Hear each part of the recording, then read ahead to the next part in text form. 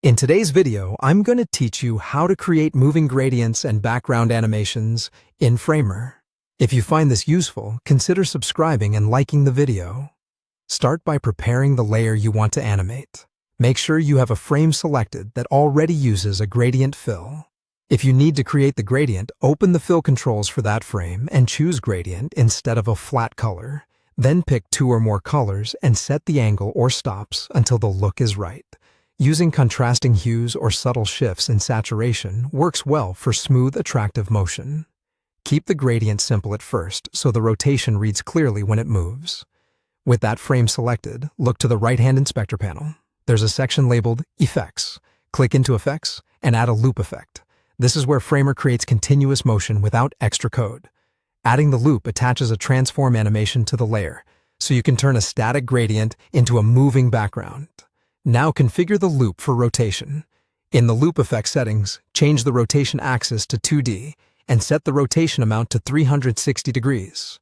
This tells the frame to rotate a full circle, which gives the impression of the gradient sweeping around. For the timing, choose a linear transition curve so the rotation stays smooth and uniform. A 5-second duration is a good starting point for continuous rotation. It's slow enough to be calming, but fast enough to be noticeable. If you want an even subtler movement, increase the duration. For more energy, decrease it. A couple of practical tips. Check the transform origin or anchor point of the frame so the rotation pivots where you expect. Center the anchor if you want a uniform spin. When previewing, use the device preview or play mode to see the loop in action.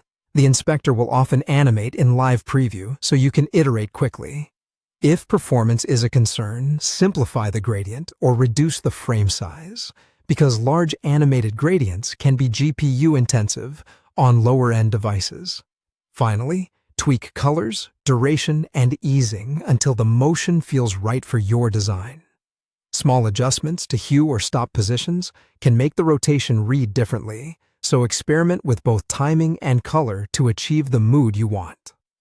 With the gradient set, the loop added, and rotation configured to 360 degrees with a linear 5-second transition, you'll have a smooth, continuously rotating background animation ready to enhance your project.